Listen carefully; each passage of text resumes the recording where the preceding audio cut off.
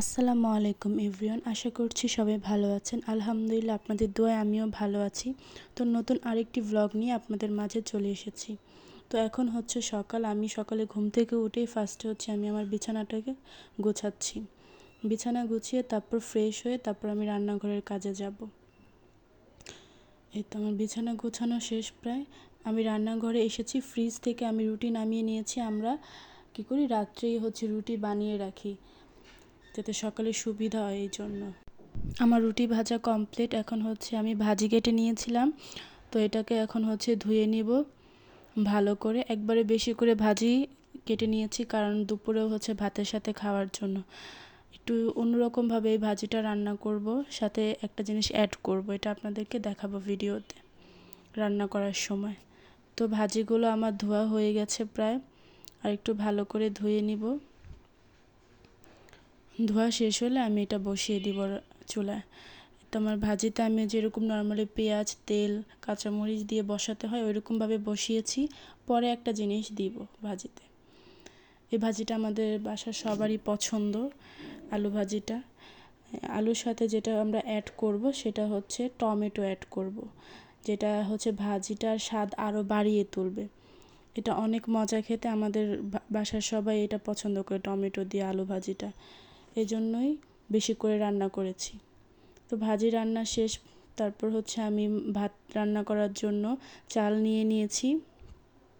চালগুলো ভালো করে ধুয়ে নিব। আর সব সময় চাল ধোয়ার সময় আমরা যেটা করি, চালনিতে চাল ধুই। কারণ কি, চালনিতে চাল ধুলে চালের যে বালিগুলো থাকে ওগুলো চলে যায়, পরিষ্কার হয়ে যায়। পাতিলে নিয়ে চালটা ধুলে ওই বালিটা থেকে থাকে নিচে, এই জন্য আমরা চালনিতে করে চালটা ধুয়ে নিই।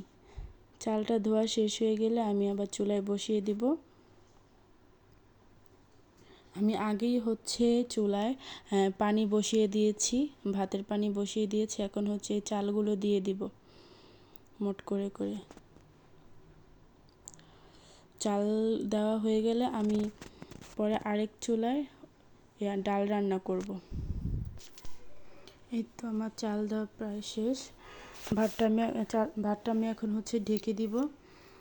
তো আমি ডালটা আগেই বসিয়ে দিয়েছিলাম, ওইটার ভিডিওটা আর নিতে মনে নেই।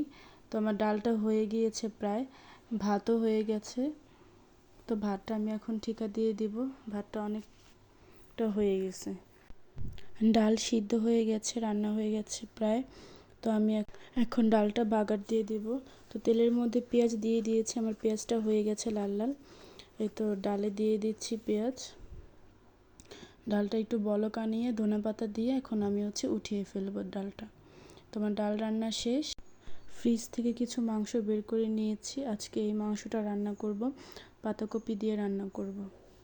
অ্যাকচুয়ালি আমি রান্না করব না, আমার শাশুড়ি আম্মু রান্না করবে। আমি অত একটা ভালো এখনও রান্না করতে পারি না, আম্মুই রান্না করে।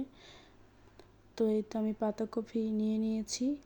পাতাকপি ধুয়ে দেন আম্মুকে দিব, পরে আম্মু রান্নাটা বসাবে। আমি আম্মুকে কাটাকুটি করে দিই, ধুয়ে দিই, শুধু আম্মু রান্নাটা বসায়। তো আম্মু কড়াইতে তেল দিয়ে দিয়েছে।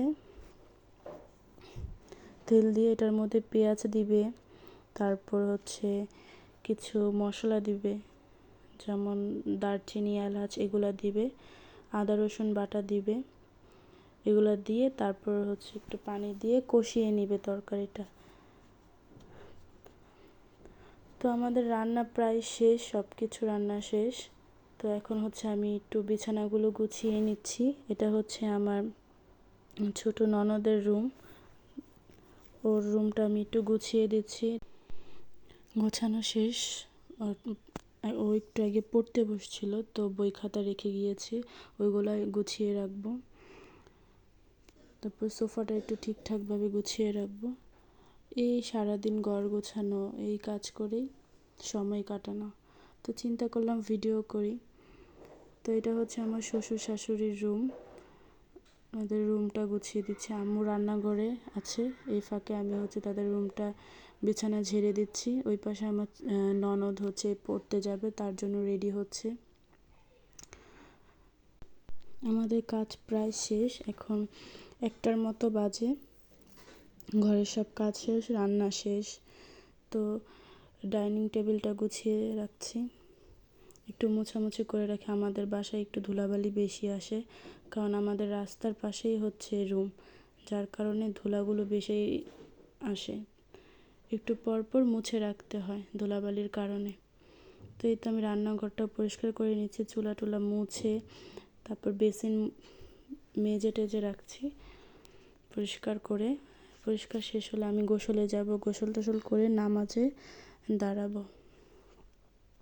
আমার রান্না শেষ, ঘর গোছানো শেষ। আজকে হচ্ছে করলা ভাজি করেছি, তারপর হচ্ছে আলু ভাজি করেছি, আর হচ্ছে মুরগির মাংস রান্না করেছি। এই রান্না।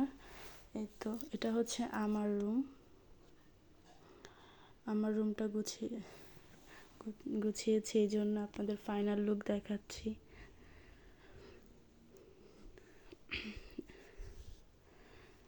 এটা আমার রুম, আমার গুছিয়ে রাখতে খুবই ভালো লাগে রুম।